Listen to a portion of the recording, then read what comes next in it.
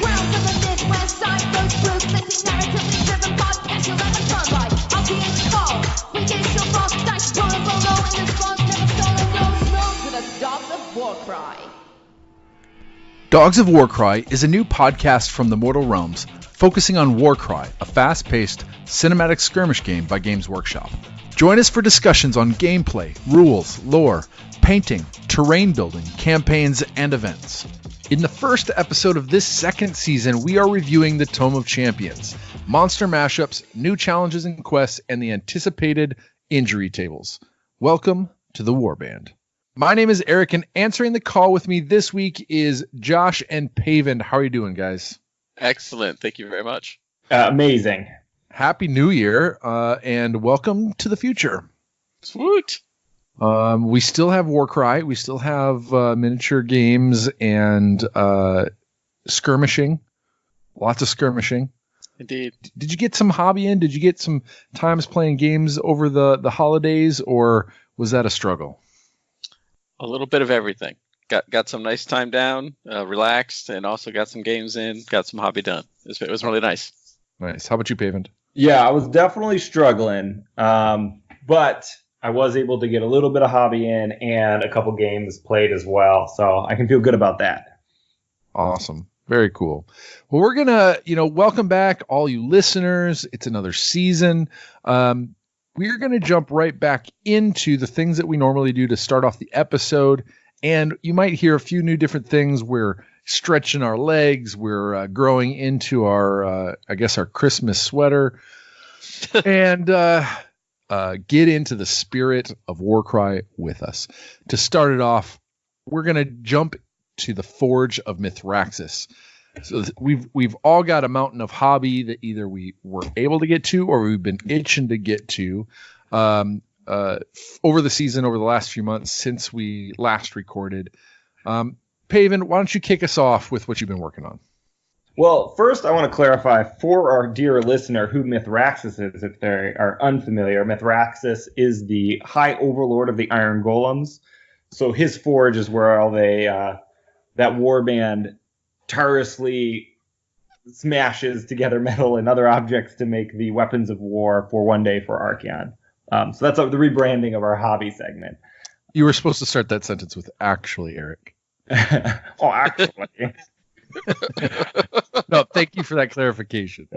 So yeah, what have I been working on? I bought and painted up the Chaos Sorcerer Lord. To kind of pair with my Varangard I finished. I'm dipping my toe ever so slightly into the Slaves Darkness direction, and that was a fun, pretty quick project I was able to do. I also, we're working on a new season with our new campaign with our war bands, and I wanted to go kind of flood the board with my goblins. So I have added a lot of netters to my war band, which are the kind of the cheapest unit that I'm able to add, but they all kind of blend together. So I wanted to, one, give them a fresh coat of paint because they deserve it now that they're in the warband, but also I wanted a way to distinguish them quickly from each other because now they're all special and they have names and they have destinies. So I went through and kind of gave them all a different pattern on their back so I could easily distinguish them. So that was a nice opportunity to practice a little bit of freehand and kind of see what works and what doesn't work. And then finally, I've started work on the Gabapalooza, which is a kit I've had my eye on for almost a full year now, since it was revealed and released close to last Christmas. And, I've started to work on that project. Eventually, I want to add every single one of those members of those wise grots and, mystic goblins to my warband. So they all have some base coats on them. I think I'm going to paint the stuff that I know that I have a good recipe for. I'm going to do that in batch on all of them, and then I'm going to lavish some individual attention on each one of those models because they are so good. But that's where I'm sitting at. That's awesome. A lot of good character on those models. Yeah, they're might be my favorite kit over the last year, or in 2019. Mm-hmm. Nice. How about you, Josh? Yeah, I got a lot done. But surprisingly, so one of my final conversions for the quest I was on required pieces from the Corpse Rack Mausoleum set. So I had picked up that box on a discount back in November. So I was like, all right, great opportunity. I put it together. I didn't glue all the crypts onto their bases yet because you got to paint the inside and everything first. But I got all those models assembled in time to use it for my convergence. I also put together my Chimera, and I was able to use that in challenge battle and tame the beast. And I've been working on a hobby, a Warcry board of my own imagination and design. It got 1/4 concept kind of done, so that was nice. And on the side, I also finished painting a Valkyrie model for my wife that I had lying around and had started and finally got it finished up. So kind of just a representation of my hobby for her. Very cool. Very cool. I've got plans to work on like a Santa Claus and reindeer thing with the, what are they? The Sisters of the Thorn? Is that it? No. Yep. Yeah. And with using those deer. I haven't got very far, but my hope is that I can create something that can sit in the living room during the season. That'd be cool. To kind of pull the hobby a little further into the home. So I like that you've made something for her that she'll be proud of. That's cool. Nice pro tip right there. Very cool. Let's see. Finishing up some end of the year projects. I didn't go hard with it. End of last year, last couple of years, I've sort of posted like hey, this is what I got done in the year, this leading up to this. And I really wasn't feeling that partially because we're just in a new season. I'm doing a lot of different things than I have in the last couple of years. So I've been working on a Terrorgeist, painting that up for our buddy Tim so he can challenge it with his Flesh Eater Court warband. I've been rolling out the Stormcast this year, or this season. So I started them at the beginning of, just December. So I've only got 3 or 4 games. I'll talk a little bit about that. But it's my first foray into contrast paints. I've got a Elf Caradron Overlords army using a lot of Drukhari ships from and models from the 40k range, and I'm finally starting the big Ironclad project. So that's kind of a fun thing for me to get excited for. Not to mention that the KO are going to be represented in this next few releases for Warcry. So excited to put those guys on the table. Yeah. I've always been trying to figure out, should I play them as Idoneth Deepkin, or should I play them as sisters? Not sisters. Help me out. Daughters of Cain. It's muted. No. But it didn't quite fit either of those.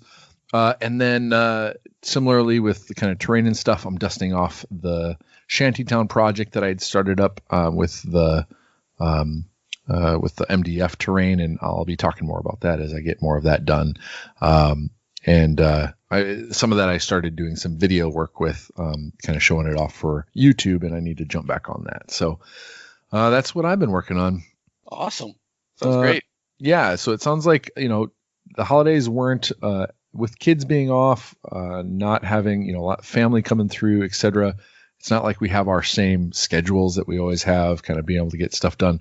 Hopefully we're all back into that and we can start checking off our list. Our next segment, as we talk about the battles that we've fought, the kind of progression that our armies are making, this next section, the Path to Glory, we're gonna talk about those things, fill you in on what's been going on with our war bands and the kind of the context of our stories.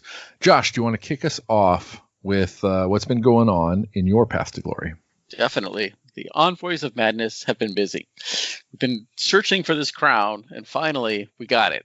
Finally completed my final convergence, was able to get the sweet, sweet armor that lets my leader heal for damage that he causes. I can't wait to try this out. It's going to be great.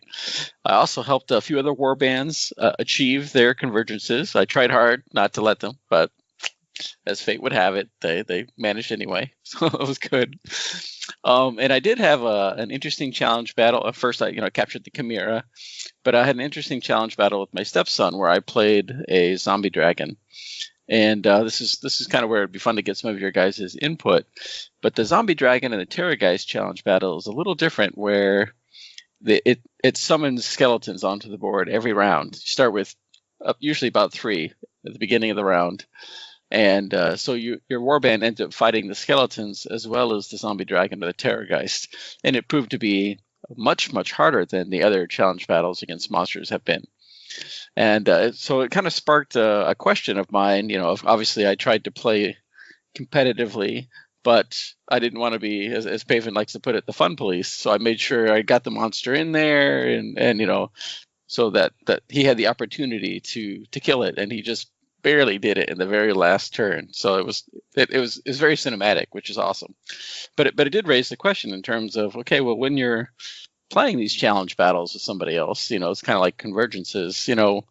What are your thoughts and opinions on, okay, well, do you push that monster in there as hard as you can? You play to have fun, or do you play to win so much so that you're trying to prevent them from getting the monster? What are your guys' thoughts? I mean, I guess it's like anything else. Nobody wants to be given a win, right? And I don't think that we know these challenge battles well enough to know where the right punches are to pull or anything like that. So I guess I would say, just play your gut. And what do you think, Payment? It sounds like you landed in a really good place if you guys had a close and fun game. I feel like we're mostly narrative players, and yeah, as long as it's fun, go for it. I think having the Terrorgeist behave in a way that is less, like a strategic genius and more like a creature reanimated with the power of death that hates all things living, or I guess all things dead as well. Right. I think feels right. I don't like this league isn't necessarily a competition. It's just like who is having fun. I don't know. Exactly. Yeah. I think it is a good question to ask, and I think you threaded the needle here. It sounds like well. Yep. Yeah, and that's it's like this convergences we've talked about before, but this is kind of the first challenge battle where it would be easy to prevent your opponent from getting the monster. Okay. And so that's why I thought it'd be good discussions for our listeners as well to think about, to ask themselves that question. Is like, okay, well, do I play with the motivations of the monster? Do I play to make it fun and challenging? Or, think about what your intent is and go from there. Yeah. I think there is a lot of fun to be had in overcoming a difficult challenge and not getting it on the first time. And so I think that's something to keep in mind as well. But if, your opponent just really wants to use their monster in their next game, I think maybe that's not the right place for that type of challenge. Right. Got to gauge for your opponent, I suppose. Yeah. Think holistically, yeah. That sounds like a great question for our listeners. So if you're following us on Twitter at Dogs of Warcry, shout out at us with your thoughts on what the role of playing the challenge monster should be, how you should play it, or if you're listening to this or watching this on YouTube, do so in the comments below. Any other kind of progress on your path to glory, Josh? Completed my quest, and so I did do the challenge battle and dominated a Chimera before I decided to start over again to try out the new champion mode, obviously. So looking forward to that. Very cool. All right, do you guys want to talk about my final convergence next? Yes. I mean, I don't really care. So what was this? Mid-December, early December. The Dogs of Warcry, Untamed Beast Warband played their final convergence for the third time. So for the context for all of our listeners, Eric played this game like a month ago and has refused to tell me and Josh anything about what has happened. So we've been on the edge of our seats for weeks now. But please, Eric. Josh thinks he knows. I think I know. But so I played a friend of the show, Ben, and he is kind of a new guy to our community, but has been out for League quite often. And what was great about, so I played my first one against Josh. I played the second time against Paven, and we both, what did we say on the last cast? That I needed to find someone with, no progress in their warband whatsoever.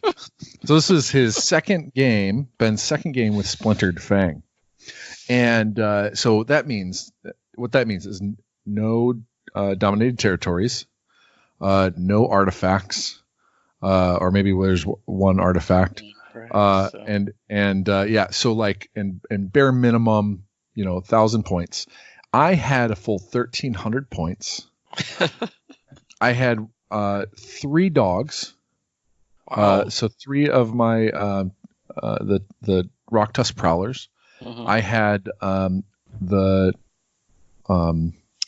what's his name? The slaughter priest with his 14-inch range stuff, because what I discovered is that in this and what is this called? So you guys know, this is called the feeding frenzy.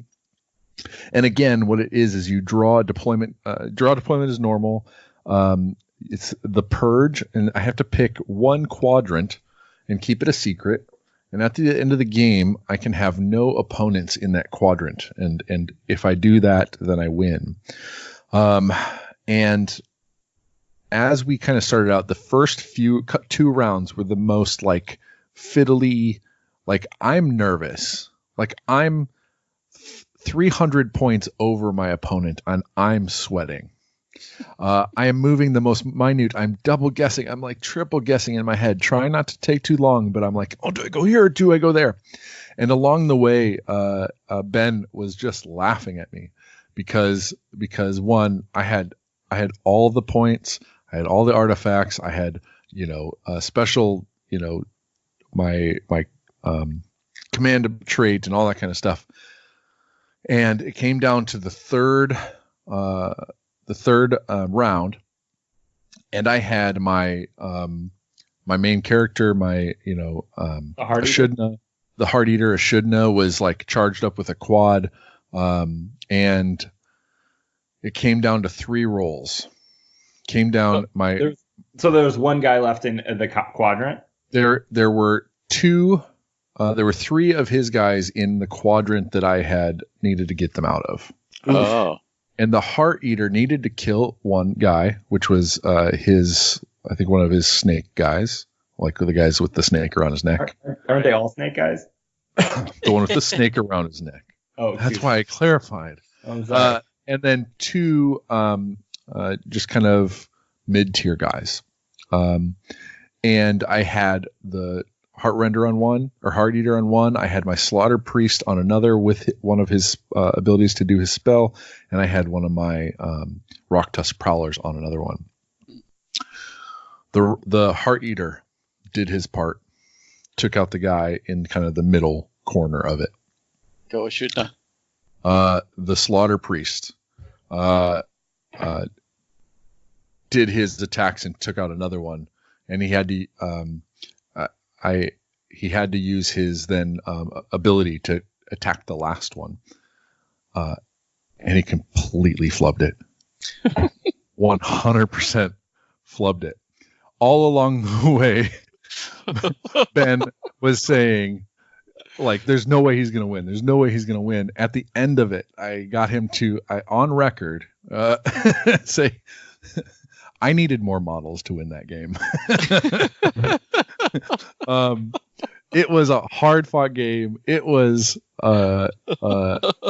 just a sweater. Like, I was so nervous all the time, and it came down to one roll not working out in the end again. Right. This is a hard convergence. It is. That's a very and hard. So I and the only thing I could take away from it was to just keep it a secret for a while, so it's not to live the shame every day. Yeah. And so now you're playing Stormcast. And so So you throw all your guys in the garbage. So Ashudna and the Dogs of Warcry are taking a break, and with the Trial of Champions, it was a great excuse to pull something else out and play that for a little bit before I need to spend some time on this and figure out kind of. I did realize that, I do realize that I think it does take more psychology. Like you've got to like fool your opponent a little bit. So, because it seems like once they know where it's at, it's a hard one to keep them out of. So, yeah. So so give it to me, guys. Give me the pain. Give me the mockery. Give me the. No, I feel bad for you. That's a hard conversion. Yeah. It was a cool game. It was a lot of fun, and it came down. I love that it came down to like the last couple rolls, and I'm excited to play it again. Like, it's going to be a pretty cool day when I win that. It might be 2022, but it'll be a cool day. Season 4. Season 4.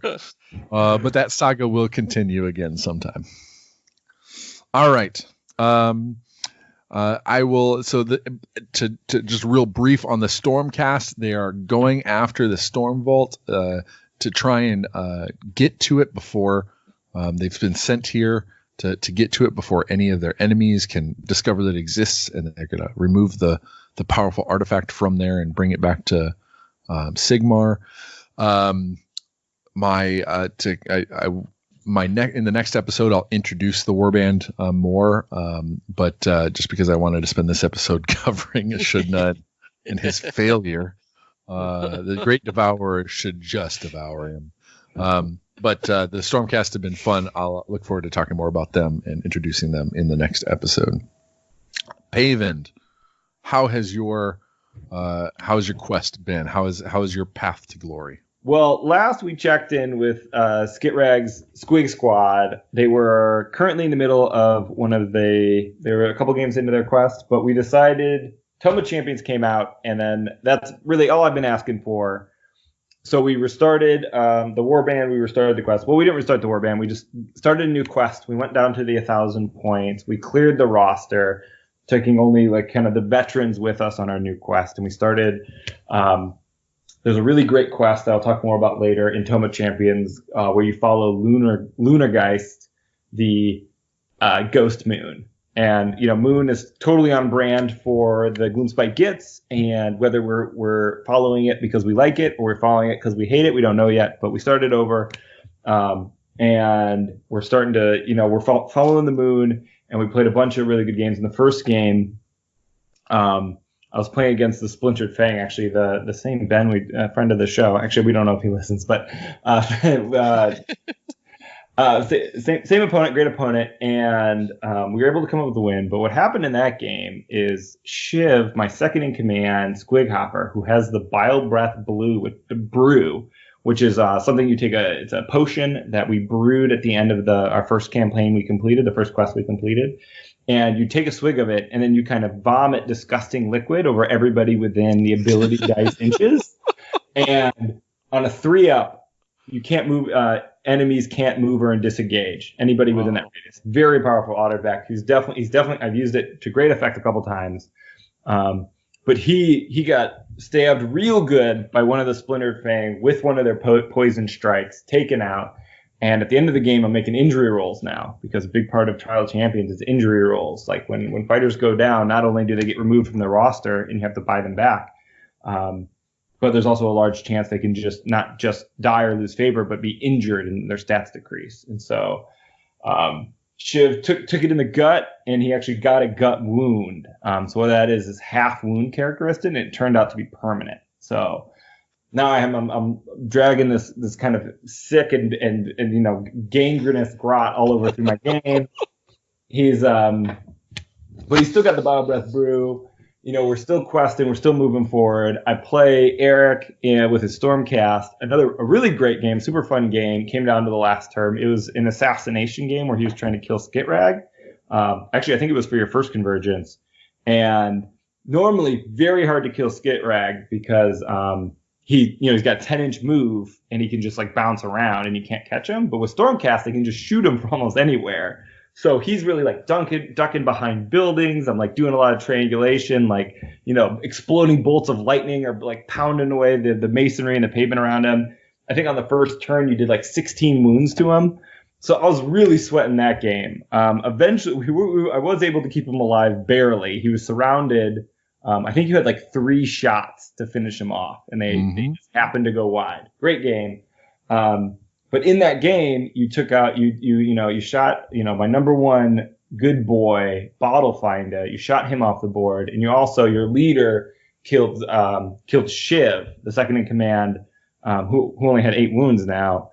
And I rolled on the injury table after that game, and both Bottle Finder, the good boy, had to bury him, and Shiv went down to see the bad moon in the sky, so to speak.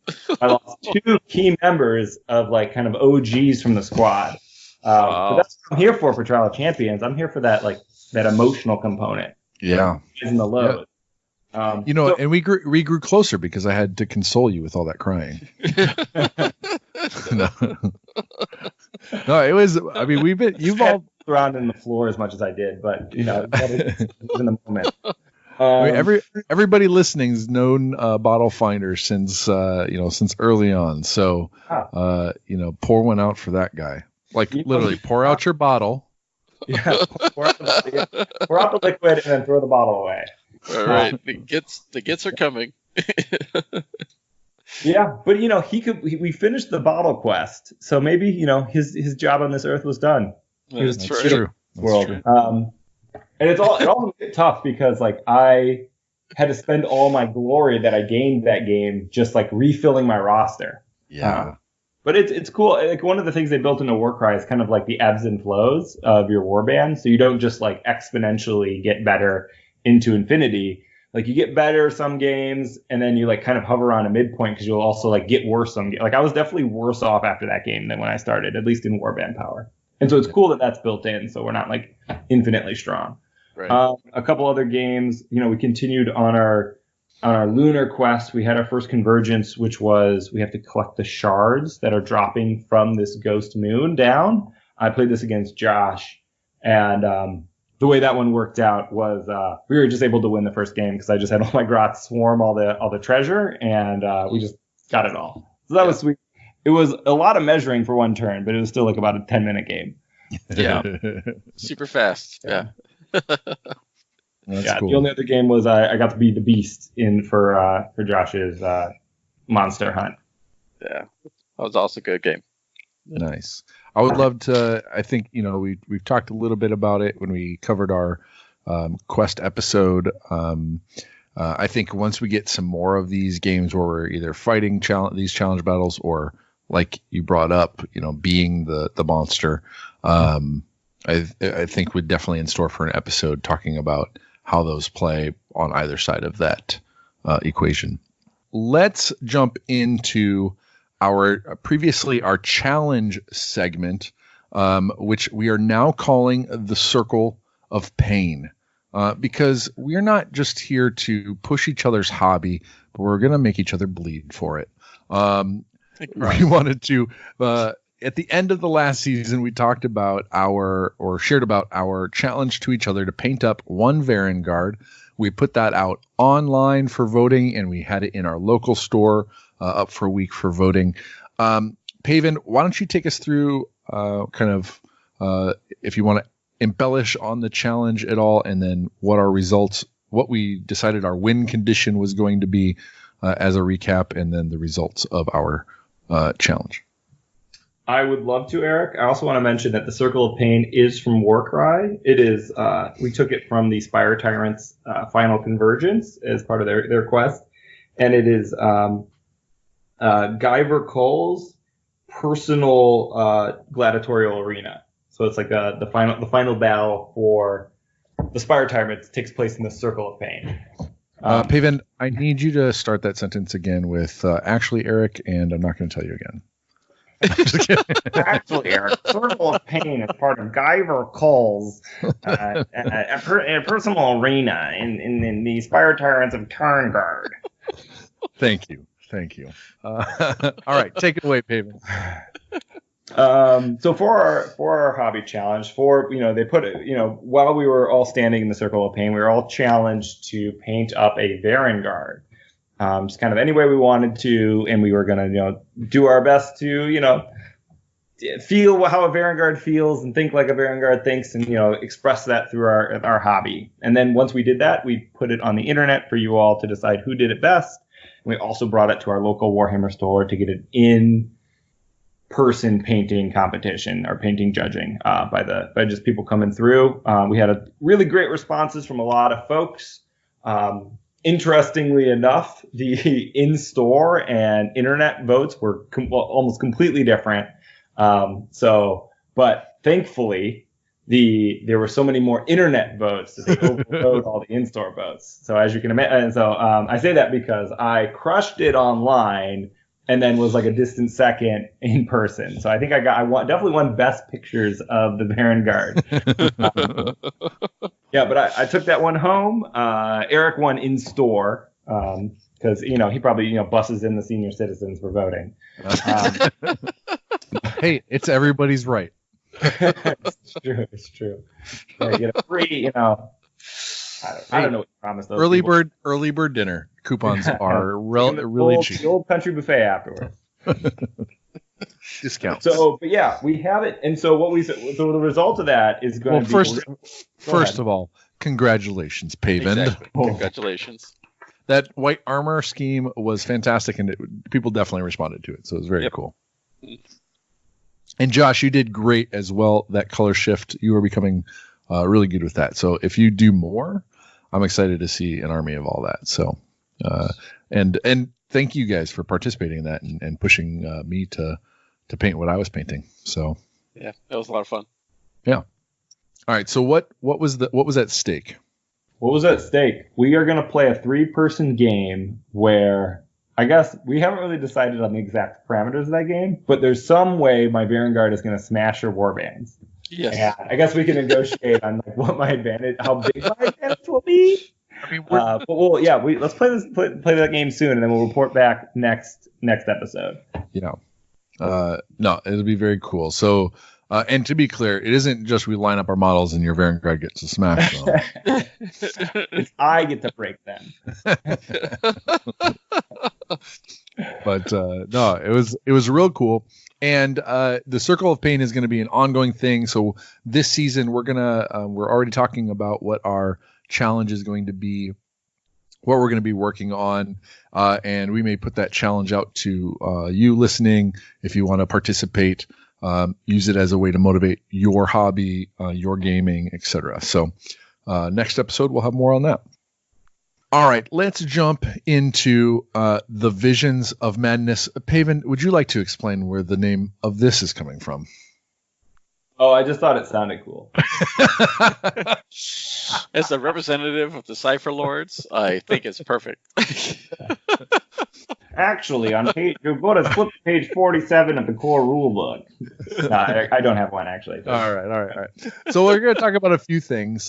First, those of you who have signed up for Adepticon Warcry narrative event in the Gibbering Dome, we've got some notes started. We've got some plans begun. The machinations of those of us on the podcast and Paul have started, and we are very excited. Adepticon is March 25th through the 29th. Our event is going to be happening on the 26th, that Thursday, from 10 a.m. to 6 p.m.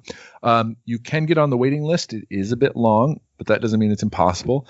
But even if you're not playing in the game or on the list, please, if you're at Adepticon, stop by, say hi, check out what we're doing, take pictures of it, and hopefully, we'll just get to meet you and share our love of Warcry with you. So, anything to add on that, Josh, for Adepticon? No, I think that's perfect. It'd be great to see people, meet people. Definitely. Awesome. That's why you go, right? Mm-hmm. All right. Let's talk about a few other things. Josh, do you have the December White Dwarf, or Paven? Either of you got that to cover? Yep. Yeah, I do have it, and be happy to touch on our Warcry bits in there. As many of you probably know, they're Gotrek Gurnison. Yeah, I always get that last name wrong, so I had to double check it. Casual. Exactly. But they came out with a Warcry card for him in the December edition, as well as 2 scenarios in which you can encounter him in the 8 points.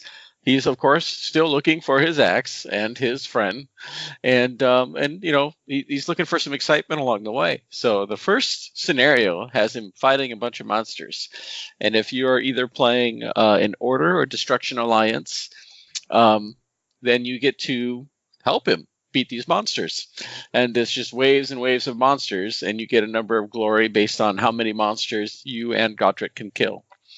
And it's unique because he gets to use 3 abilities in that particular scenario. And the other scenario is for the Chaos and Death warbands, where Godric is picking a fight with you, and you get glory based on how many rounds you survive. And he can activate 3 times in a round. So he's quite potent and theoretically could kill up to 5 or 6 models in a round, depending on how many actions he gets. So it looks like it's going to be a lot of fun to try, and he definitely looks like a beast. Fantastic. All right. Anything else? We recently had an open day. Paven, what did they share about Warcry there? So not too much. They mentioned that the three of the models were really excited for the Ogoroid Pit Marshal, the Sphinx, and the Fomoroid Crusher are all coming soon. So we knew those models were coming. We knew they were coming relatively soon, but it seems like we are mere weeks away. So that's exciting. What else will come with those? We don't know. Right. And we're still waiting to see what the Scions of the Flame look like. And I think everyone's on pins and needles waiting for that. All right. Now that we've talked through the Forge of Mithraxis, we've discussed our paths to glory, and we've spent a little bit of time in the Circle of Pain and in our Visions of Madness. Let's take a little break, and when we come back, we'll address our victory condition, and that is covering the Tome of Champions. We'll be right back. Season 2 is here as promised, and we're excited to bring you more Dogs of Warcry. We have new monsters and warbands out in the next few weeks. We're going to be experimenting with a few warband deep dives. We'll be revealing more of our plans leading up to Adepticon, and of course, our progress running our local league. We're thankful for all the encouragement and feedback, so keep it coming. We did record a holiday crossover with the hosts of the Mortal Realms Story Phase and What the Hex, and we did release it on both of the other streams, but I was enjoying my break too much to get it loaded here. But that means that you'll get an extra episode next week, and then Season 2, Episode 2 in 2 weeks' time. Again, thanks for listening, and welcome to 2020.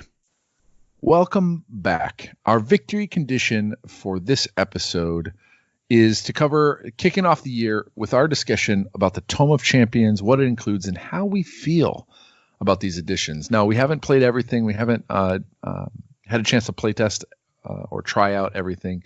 So some of these things are initial thoughts. We have spent the most time in one aspect of that, and that is the Trial of Champions stuff for the new rosters and stuff. We'll talk about that when we get there. The Tome of Champions starts with an open play section, and a couple of cool things. You wouldn't think, the open play sometimes in other books like this bring up things that are kind of fun and interesting ways to play. They're kind of, I would say, I don't know what the right word is. They're novel.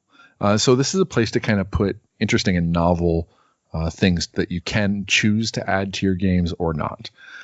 It's not quite narrative. It doesn't really push forward narrative. But one of the things that they added in this Tome of Champions from the open play section is ways to set up terrain outside of using the terrain cards in the battle deck.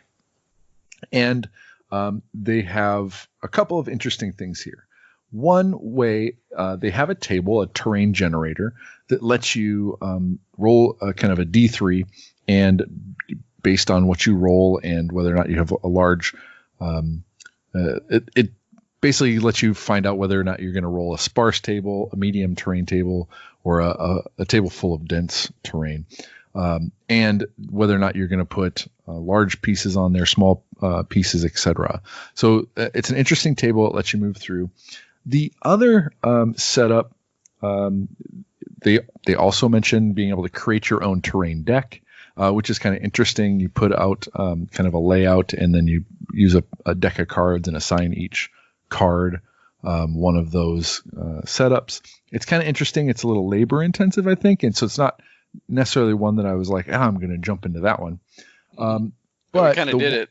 We kind of did it for the Plunging Spires event, so it's kind of made me think of that. I think it would have been more effort to make a random version of that, I guess. Mm-hmm. We did do 36 terrain setups, but yeah, I wouldn't, making a deck out of that would be a little bit harder, I think. Mm-hmm. They also mentioned you can just make a table with a die 66 on it, as opposed, so you don't have to actually like physically make cards. Sure. Although physically making cards is cooler. Yeah. But the one that I think is the most useful out of this is the first setup, and that is one person gets to set up a table, make it really cool, make it feel like their realm. One of them is a storm vault that's been dominated by Khorne and has a Khorne altar on top of the storm vault terrain. Another is kind of crude symbols of Gorka Morka over civilization debris, conquered by orcs. And another is a mysterious realm gate over a shrouded storm vault. But basically, so when one person gets to set up the terrain as they see fit, it gives the other person the ability to take, when they flip over the deployment card, they get to choose the orientation and which player gets which color.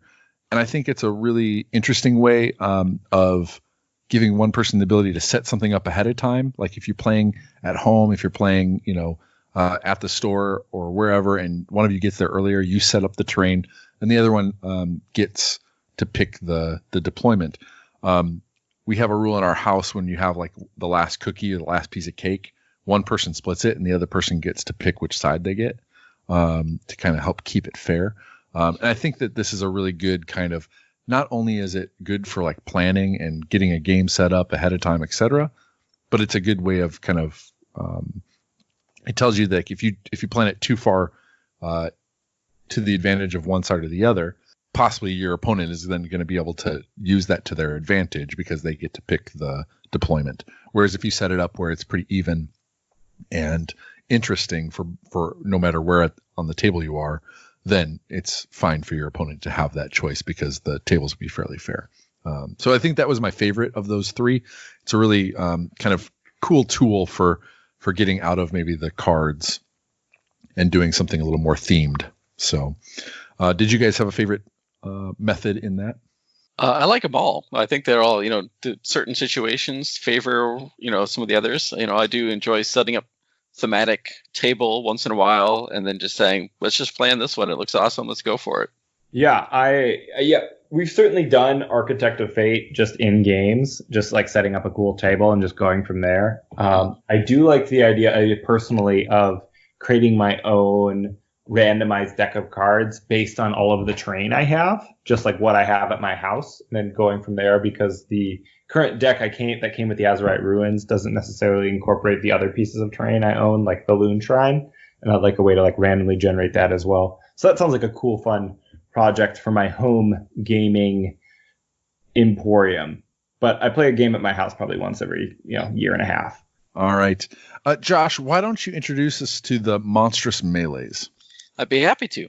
So one of the other interesting sections in the open play part of the book is this idea of a huge monster brawl. So you get up to 2 to 6 players can bring a monster, set it up on the table in different corners, and 2 in the center and then 1 in each corner. And essentially you're trying to fight to see who's the last monster left. So this is kind of a very Godzilla, cinematic battle sort of situation. And they add some, most of the Warcry rules are the same, but they do add a couple interesting elements, including stamina.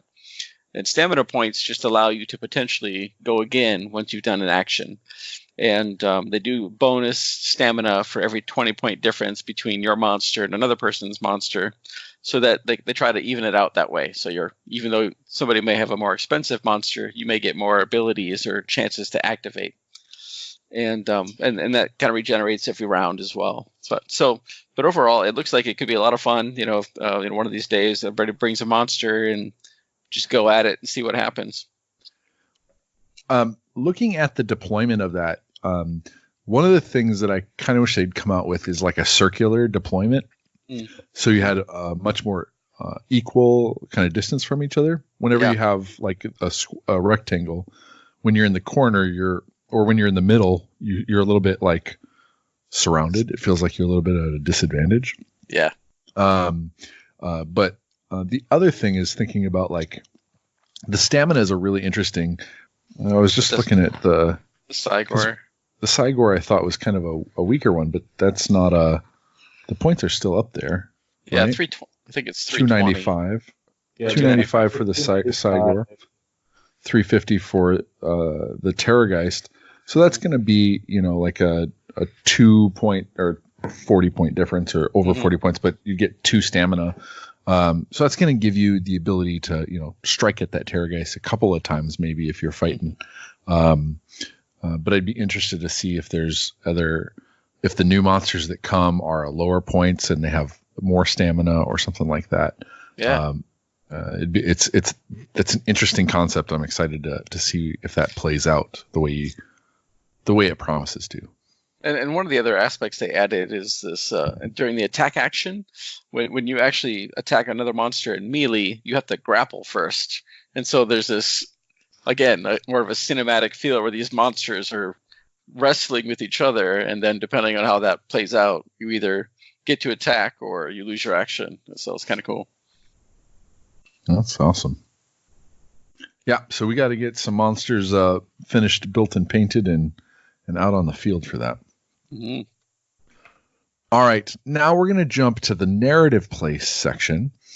And in the narrative place section, it gets us, one of the first things it does is it gets us into the new warbands that are going to be joining Warcry in the coming year. Paven, why don't you introduce us, recap for us which warbands are joining, and then we can start to pick off kind of some of the ones that are our favorites. Heck yes, Eric. Here we go. To recap, 15 of these bad boys coming through. We don't know when they're coming, but here's the list. Stormcast Warrior Chamber, Slaves to Darkness, Ossiarch Bone Reapers, Ogre Maw Tribes, Caradron Overlords, Disciples of Tzeentch, Skaven, Sacrosanct Chamber, Beasts of Chaos, Fire Slayers, Sylvaneth, Blades of Corn, Maggotkin of Nurgle, Hedonites of Slaanesh, and Seraphon. Thank you. Cool. I'm going to get us started. The one I think I'm most excited for is the Caradron Overlords, because I think they're obviously one of those warbands, those armies that seem so interesting and out of the blue for Age of Sigmar. And they're so opportunistic as kind of a corporate army. And the quest that they have in the Tome of Champions is called A Bad Investment. And it words like this, introduced like this. The Blazebeard and Sons Company is known for its risky endeavors. Their latest undertaking was to send a team of Arcanauts to the 8 Points to field test their new invention, the Realm Splitter Fusel. Unfortunately, the Arcanauts were shot down in the Bloodwind spoils. The lost personnel is regrettable. The loss of the Fusel is disastrous. Now the Blazebeards have hired you to recover the prototype before the Geldred catches wind of this whole sorry affair. So, it's them getting into the 8 Points because were testing something. Like they're like, hey, you know what? The 8 Points are a pretty crappy place. I bet you we can drop bombs here, and see what our tech does. And they're in trouble now. So I think that's a really cool hook for bringing the KO into this space. Mm-hmm. Josh, what was one of your favorites? So my favorite, I actually stole from Eric, but it's all right. There's enough ogres to go around. Exactly, but I thought this was my favorite just because it was so funny to me, and as many people may know, ogres are well renowned for having an endless appetite, and that story is no different here in the 8 Points, and apparently your ogre warband has heard about this powerful broker within Karngrad called Larthier the Gorged, who's holding a feast in his own honor. And you think there's going to be a huge buffet of really unique flavors that you can't find anywhere else. And so you end up heading there to crash the party and eat some unique things. So it's just hilarious. It's called Platter of Karngrad. And it looks like it would be a lot of fun to play. Very cool. Paven, did you have a favorite? My favorite quest is for the Warrior Chamber, Vengeance of the Storm. So I'm going to read the flavor text here. Sigmar is not known for his mercy, yet still there are those who turn their backs on the Lord of Azir, swayed by the whispers of the dark gods. Tormin Eklenji is one such man, a former priest of Sigmar who has sworn himself to chaos. Eklenji has fled to the 8 Points in the hopes of escaping justice, and has enslaved his former congregation in the process. Track down and destroy Eklenji in the God King's name, then free his flock from their shackles. So what I think is cool about this one is I really like the aspect of Age of Sigmar where the good guys are on the offensive and that are like invading and like crusading amongst the realms of chaos. And so this allows you to play that fantasy with your Stormcast, with your Liberators and your Retributors, or whatever model range you're allowed to use for this warband, and kind of like hunt down and destroy this evil priest. And so I think that's dope. Yeah, that's fun. And like you said, there's 15 of these. So I am excited for, like, I don't know what my next warband is going to be. I thought I was going to work my way through all the chaos warbands and just be methodical, but man, there's so many kind of head turns to what the new warbands could be, and a chance to, like, the Fire Slayers one. I've loved the idea of painting some of those up, but not interested in a full army. It'll be cool to be able to maybe try those out or something else. Definitely. Yeah, all right. I'm super pumped. I want them to give the rules and the miniatures to us right now. So right now. I don't know when that's happening, but yeah. All right, then along with these new warbands, so these new warband quests, we have new fated quests. Josh, introduce some of these fated quests to us. Definitely. And Monsters and Mercenaries also introduced the first concept of fated quests, where you can choose glory or honor as your final quest reward, and it either gives you an exalted command trait or a powerful artifact. And these quests do the same thing. I'm just going to state that one of the things I really enjoy about these books is the new fated quests, and as well as the new quests for all the different factions continue to add little bits of information and flavor of the 8 Points and of the things that are in the 8 Points and the people and the characters. So just in terms of just reading that content is really interesting narratively to gain more lore. And these fated quests are no different. They have, again, you have command traits, an artifact of power, unique convergences, and then you get an exalted command trait or a powerful artifact. And they work just like they did before. And again, add some really unique flavor and insight into certain parts of the 8 Points. One of the ones I enjoyed the most was called the Pursuit of Knowledge, and it's for the acolytes of Tzeentch. And it's not for them specifically, but your warband has been hired by a cabal of mages to track down 3 other chaos grimoires. And then you have to decide at the end of the quest, after you track these down, is do you give all of them to the cabal of sorcerers? What are they going to do with all 4 of these very powerful artifacts? Or are you going to keep them for yourself? Or, and it's a really interesting story that kind of leads to this moral dilemma at the end. And you've got to decide what you're going to do with it. So, but again, it's insight into some of the politics and power and artifacts that are at play in the 8 Points. Paven, did you have a favorite? Oh, yeah, of course. To be on brand, my favorite was the Whispering Moon. And I'm just going to straight read the flavor text again. On the darkest nights, the shadowy moon known as lunar gas stalks the skies. First seen during the time of tribulations, this grim celestial body is a most ominous omen, for lunar gas grants and steals secrets alike, though the truths it imparts are always of a haunting and mind-shattering variety. Whole kingdoms have been brought low through the dread knowledge imparted by this sinister force. I continue. Very rarely, lunar gas can be observed making orbits through the crimson skies of the 8 Points. Some say that it dances at the Ever-Chosen's command, while others believe it flees from its eternal rival, the bad moon of the Gloomspite Gits. Shout out to my Gits. Mm-hmm. Where the lunar gas passes, madness and opportunity blossom alike. Follow its lunar path and learn the moon's secrets. So what I like about this quest is not only that it's about moons, which are cool, but this was a narrative kind of outcome of the Malign Portents campaign from 2 years ago, where players got to participate and vote on like kind of different options the narrative could take. And one of those options were like, oh, there's a bunch of bad omens. What are you going to do? Are you going to like listen to the soothsayers?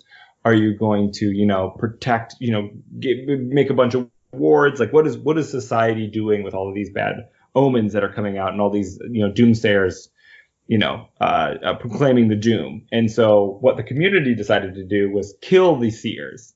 And so there's a mass, and I really hope I'm getting this right, but there was like a mass kind of a murder of all these seers and wise folk and wizards and priests that were all proclaiming the end, and they were like kind of killed in mass, and that summoned this that terrible act summoned this moon as a direct result of kind of player interaction with GW. And it's nice to see this moon come back in further publications and be like a consistent part of our kind of narrative universe.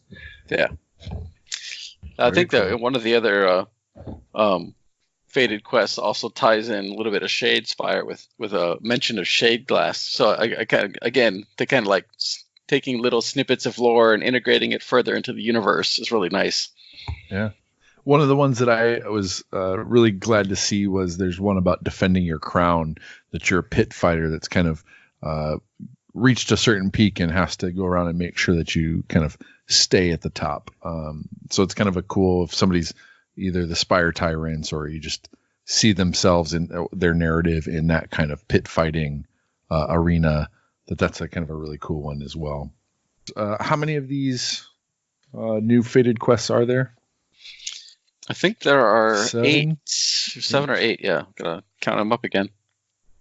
So there's just a lot of kind of similar things that we saw in the Monsters and Mercenaries, but just adding even more. The next section in the narrative part of the book is new challenge battles. Now, the challenge battles in Monsters and Mercenaries had most to do with monsters. And there's still some kind of monster elements to these. But one of the things that they did a little bit different was to use the little terrain objective markers found in the Shattered Dominion objectives.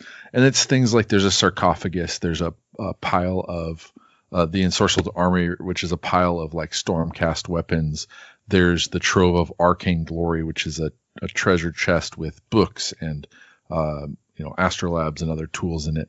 There's the Realm's Ransom, which is a treasure chest with gold and other baubles.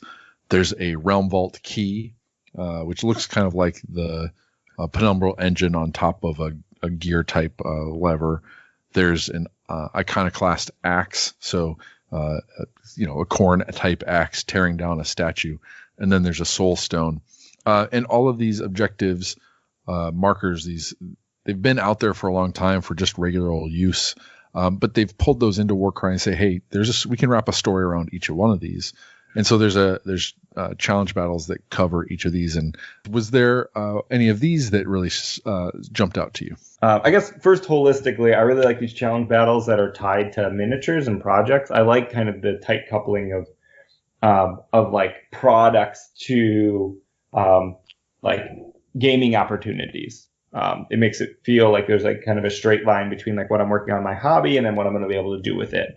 So it's nice to have this set that I can, increases my options and to create like really good looking battlefields that have like a strong narrative around it. But the one I like the best is the Ill-Advised Expedition. It's the one where you have kind of a wizard that's way in over his head that is, trying to like navigate the 8 points, probably one of the most dangerous places in the mortal realms, and you got to keep this like bumbling rich kid from killing himself before he can pay you.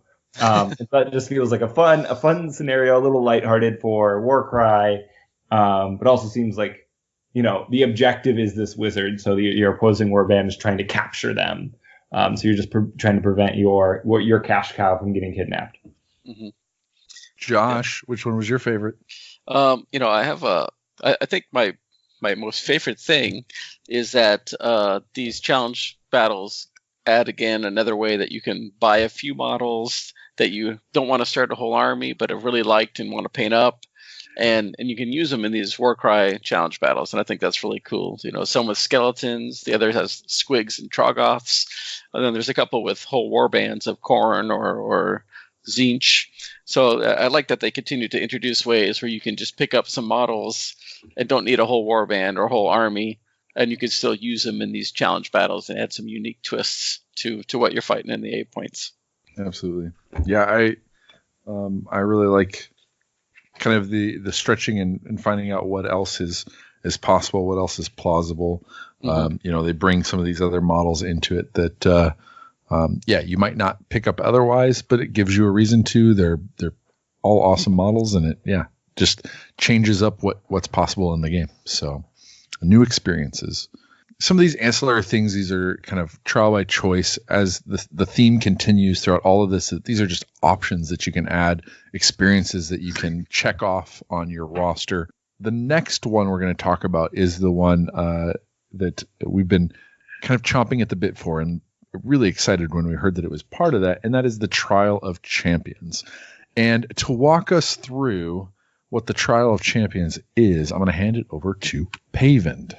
This is kind of one of the things I've been waiting for since day one, is just like a slightly more level of granularity for our warbands, ways to kind of make things more, increase the stakes, make each individual fighter more important. And, I specifically asked for more tables to roll on, and Trial of Champions is chock full of tables. So let's take us through. Does anybody want to talk about kind of the big differences for how we set up our warband first? Yeah, one of my favorite things about Warcry is the roster idea, and as we mentioned at the Plunging Spires, we were trying to make it have higher stakes. So we took it from 20 down to 15. And like, hey, can that make it harder to, if you lose somebody, it's harder. What Trial of Champions does is you don't get to fill your roster with the full 20 or any top number. It's on points. So you start with a roster of 1,000 points. You put those models in your roster, same way as you do typically, except you have to buy more spots, or you have to buy more warriors as you earn glory. And so the roster is starts very sparse. And what was really interesting doing that for the first time was trying to figure out a difference between, you can start with a theme and say, hey, I want this kind of warband to start off with and then build into more variety. You could start off building kind of a well-balanced warband and then putting kind of everything you need in, or trying to find something that you need and put that together.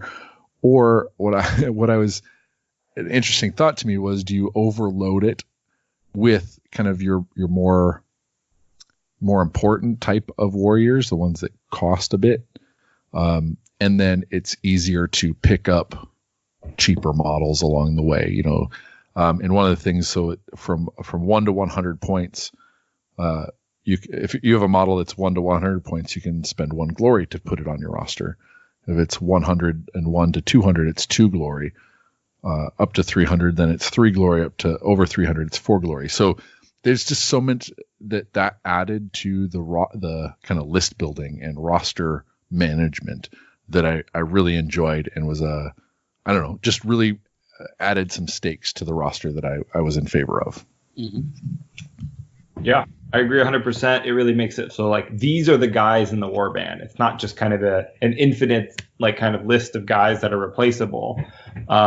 Like you make a trade-off when you add somebody or remove somebody. Like you're moving more slowly towards your dominated territories, or rules in the lesser artifact table, because it's all coming from the same glory currency. Yep. Well, I think it's narratively it fits. You're earning glory, and that glory you're spending with in quotes, and more warriors join you. That makes sense, right? So absolutely.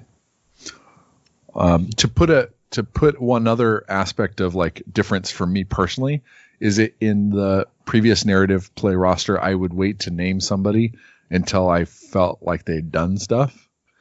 Here I named them right away because they were already important. Mm-hmm. Right. like I already didn't want to lose them. So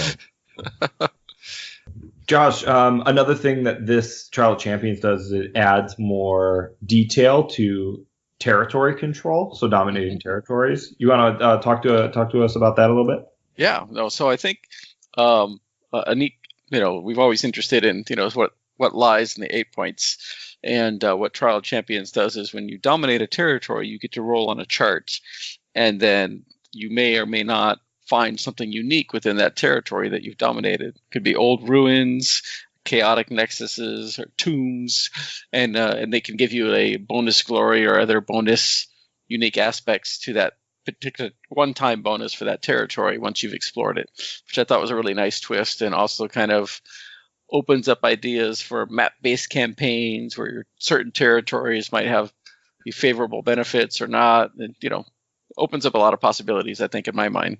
I would like to talk about injuries. So this is another way the stakes are raised. So what happens when your warriors get taken out of action before Trial of Champions? It was kind of either they could die, low chance of dying, but they could die, or they could lose. If they had destiny, they could lose it. For many fighters that didn't have destiny, this was a kind of a meaningless thing to happen. But generally, fighters were fine. Adding injury rolls. There's now a higher likelihood of something bad happening to your fighter after they are taken out of action. So not only is the option of dying still on the table, but also they could be hampered in some way with either permanent or temporary injuries. So what you do now is you roll on a die 66 table, and about half the time something bad happens. So it's still kind of a minor percent chance that they are slain.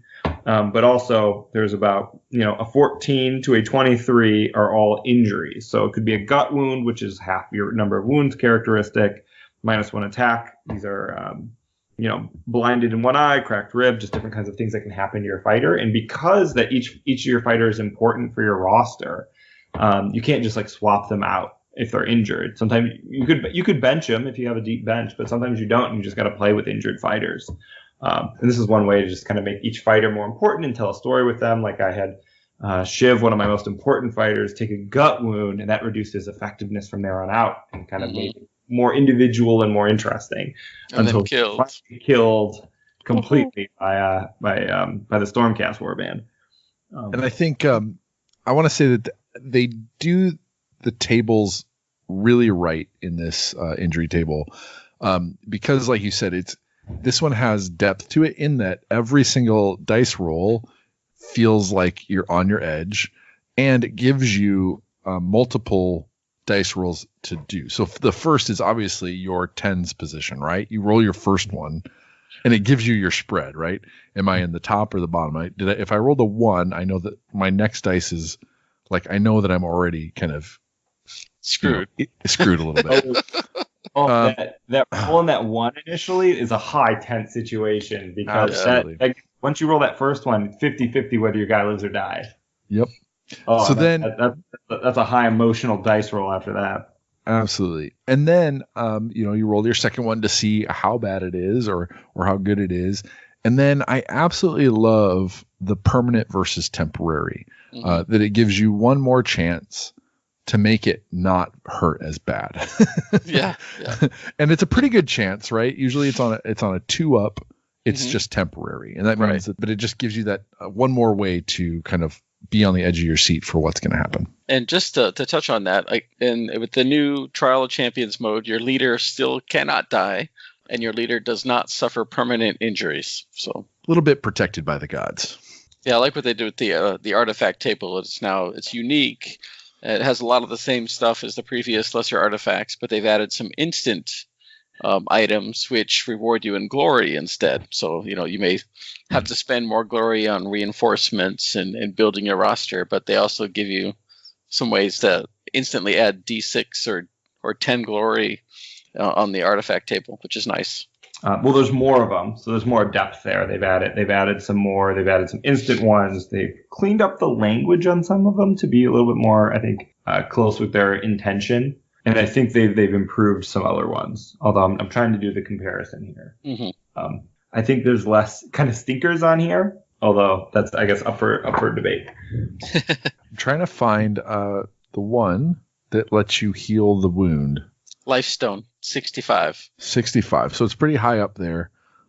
Pick one fighter from your warband roster. Remove all permanent and temporary injuries from that fighter. So that's a pretty cool. It does seem like you would have to have somebody on the warband who's already got that, right? You're not going to save that up for a rainy day. It happens right away. Yeah. And then there's another one, the Wandering Sawbones, where you find some mad Chaos Surgeon to kind of patch you back up, but that's only on a 4-up for each individual. But that's so cool that there's a partial version of that. Yeah. And there's also a few that affect the dominated territories you have. So if you have a nothing of note territory, which is the one that doesn't give you any other bonuses besides the additional 50 points in your warband, it can give you a reroll for that to find like an old ruins or even a hidden storm vault. So a lot of fun, flavorful stuff in here. A little, it's definitely cranking up the dial on like crunchiness, which is exactly what I wanted. You know what though? Still more ways to crank. I'm not spending half an hour rolling dice after every game. And I could look it up that we could be collecting, Chaos Realm Stone and then trading that in based on current market values and then using that to randomly generate a store, which I can, No, you make an artifact. You can maybe collecting components like the one Iron Golems. You create your own artifact. Yep. I do think, I think it is absolutely a step in the vein of Warcry in the right direction and keeps it faithful to kind of the mechanics of it. But there was something special about that Mordheim table where like you're going to different parts of the world to do a search or do this or that. And there's definitely some interesting flavor that could be added to some of these where maybe you roll on, you divide some of these up into different, some you find at the market, some you find out in the world, some you have a wandering person come by, and it could be a second layer of tables that you roll to get to this table. So there's some cool stuff. And I think something that's very great that they've continued is that both players do not need to be playing the same mode. Like Trial Champions is a choice you can make as an individual. Do I want to play this way with, injuries and all these more tables, or do I not? Yep. And two players can be both progressing on quests and both be playing narratively, and one can be doing Trial Champions, one cannot be, and it doesn't really affect each other very much at all. Yeah, I don't think anybody has a strong advantage or a strong disadvantage. Right. You can still play a very fast, fun game. Yeah, 100%. And I think that's a great touch. Yeah.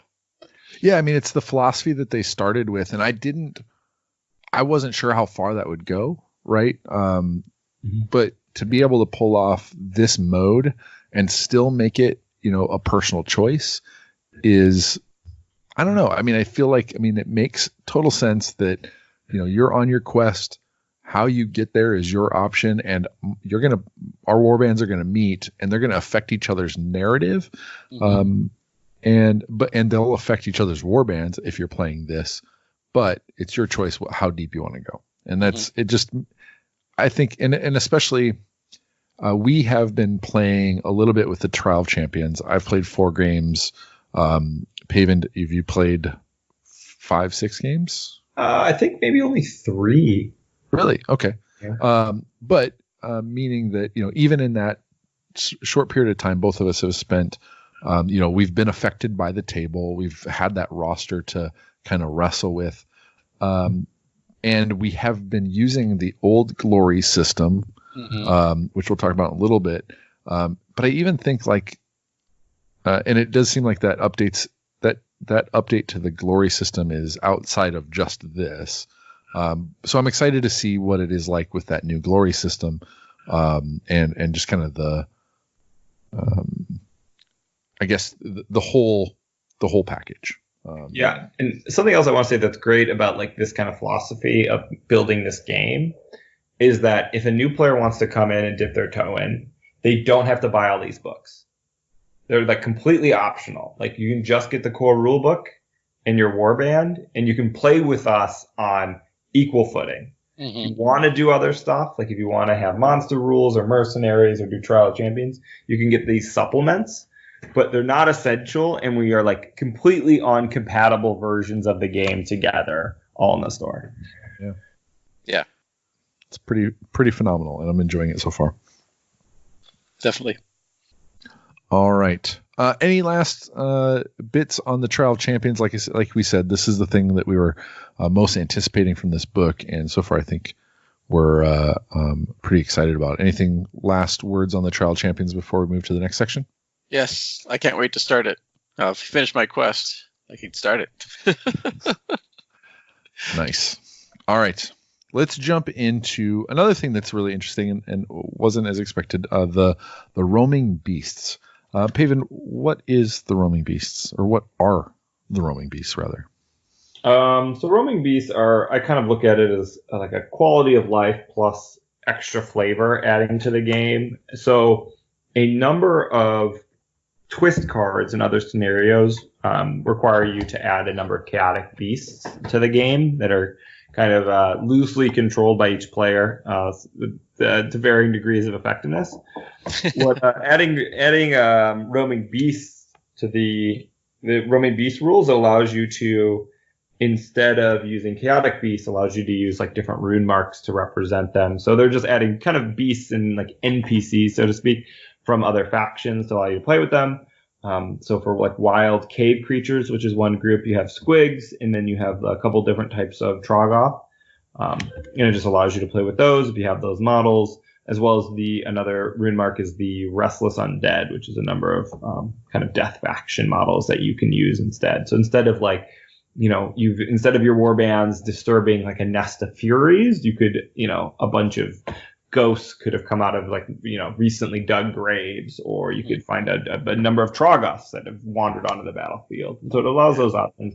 I really like it because I don't actually own any chaotic beasts currently. And so there's kind of a portion of the deck I can't use when I, play at home, theoretically. But I do have a lot of squigs. I can always use, so now I can use my wild squigs in a way that all of the twist cards are now available to me. And so I really like that. It also kind of feels a little bit, they're just like expanding the toolbox for things you can do to tell your own stories. And this feels like a bit expansion of that toolbox. Yeah, no, that's like, the Restless Undead would fit perfectly as roaming beasts, or if you're playing in the corpse rack mausoleum, for example. So it's nice to have that option, easily presented.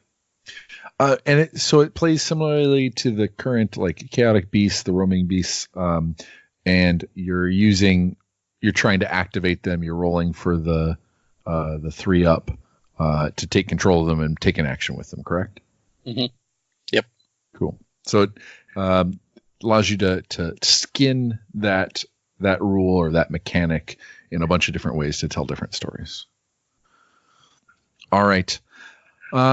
Now we get to updated. They do have, I guess I'll put this real quick. They do have background tables for all of the new warbands that Paven listed previously. So there's some name generators and that sort of thing. I'm going to do a quick shout out. If you're on Twitter and you follow at Lord_Celestant, he names himself Jamie the Jasper.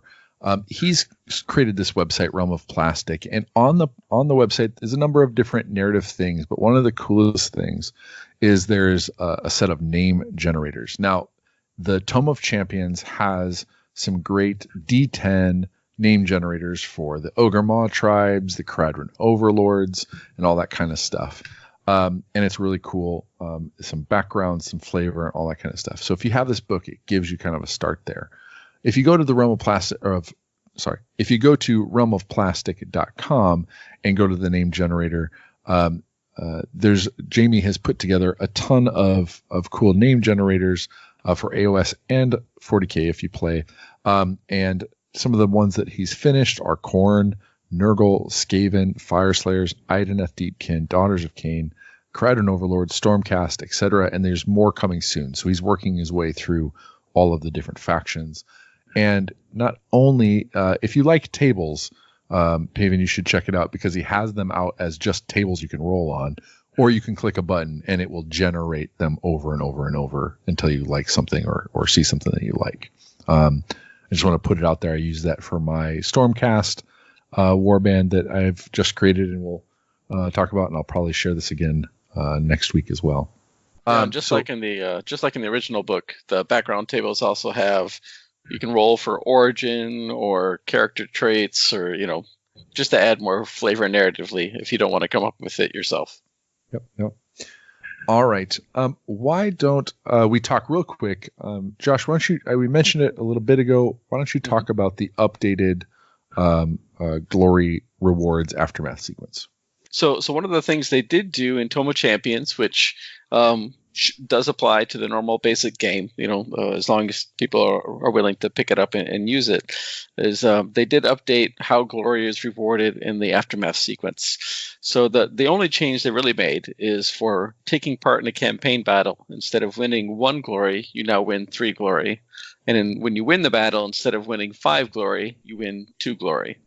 And they even have a designer's commentary, which nicely explains why they decided to change it. And they said they're still trying to prevent the runaway leader, and they thought that perhaps the way giving the leader too much glory didn't emphasize the play style they wanted to encourage.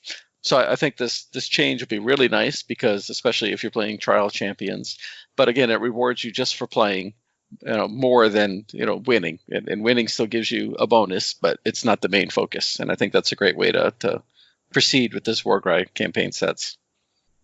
I would also like to add and to shout out to you and Eric that actually added this to our campaign before this book came out, was a underdog bonus, where if your opponent's warband has at least 2 or more dominated territories, you get a bonus glory. Yeah, no, thanks for pointing that out. It was definitely a welcome change. When you put points down or you give people rewards for things, making sure that they're in the right place, that they match up with the things that you want to promote and encourage is important. And I think what I also like about this is that this could change, right? This could become more complex or simpler, and we can experiment with it and play around with it, and it will tell us more things about how our events or campaigns, what's important to us through these kinds of charts and stuff. So while we are generally focused on narrative, this book also has a matched play section, because people like to play match play too. But there are some interesting things in here that we think that have application in narrative play and other ways of playing that are just kind of good ideas. Josh, why don't you walk us through the match play section? Sure. So the initial parts of the book in match play is they create some updated deployment maps and pitch battles, that you can roll for the mission. I guess they decided to just kind of tweak some of the missions and maps to make it a little bit more even, as well as updating the hidden agendas that you often do in these match play campaigns or tournaments, I guess would be the better way to do it. The one section that intrigued me the most is, and I don't recall reading it in the main book, so I have to admit it's been a while, is this concept of escalation tournaments. And it's not really escalation in the terms of points, but it's a combination of tournament play and narrative play, where your warband escalates narratively throughout the tournament, where they start with some destiny and an artifact and continue to gain glory and artifacts and things throughout the day as you're doing the tournament setting, which I thought was a unique take and a really interesting way to combine it. I haven't explored this in depth yet, but I definitely plan to. The core rulebook did have some hidden agendas, and we actually got a chance to play with some of those in a multiplayer game, Josh. Mm-hmm. And I know that some Age of Sigmar events run secondary and tertiary objectives, and some of them in this hidden agenda, or you've got a number of things to choose from. You pick one, you keep it a secret. You can't pick the same one twice, kind of thing. And it definitely adds, I think, in addition to like the glory, changing the glory table in the aftermath so that you emphasis on playing the game and less on the winning of the game. This gives you another way to kind of win the game, even if you don't win the main objective. Like, it gives you something to narratively and mechanically go after, even if you feel like outnumbered or outgunned in another aspect of the game. And I think I think people have found that to be an important way of adding fun to a game that may feel like you have less chance than your opponent. Mm-hmm. The hidden agendas are easily something that could be added to a narrative campaign or event.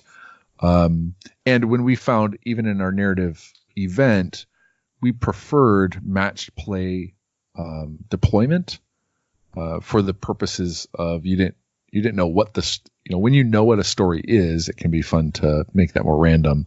But kind of preferring that to kind of just make it, even games for people. Mm-hmm. Was there anything else in here that you thought would fit really well, even in our narrative kind of league stuff? From the match play section itself? Yeah. Well, I like the idea of hidden agendas. And again, we've done one multiplayer game where there's hidden agendas, and it was really unique. So I think doing, some events or other activities where you might have a hidden agenda that's outside of your convergence specific mission or something like that could be fun. Maybe get a bonus glory if you complete it or something like that. And the last part of this book has all of the cards from the non-chaos warbands that had cards in the previous had cards released in the previous kind of couple of months that are no longer out. Here and there you can get these card packs, but they're all printed in the Tome of Champions. So if you're hoping to play Idoneth Deepkin or the Vanguard Chamber and didn't get those cards, those are printed here, and it's nice to have them all in one place and have that access.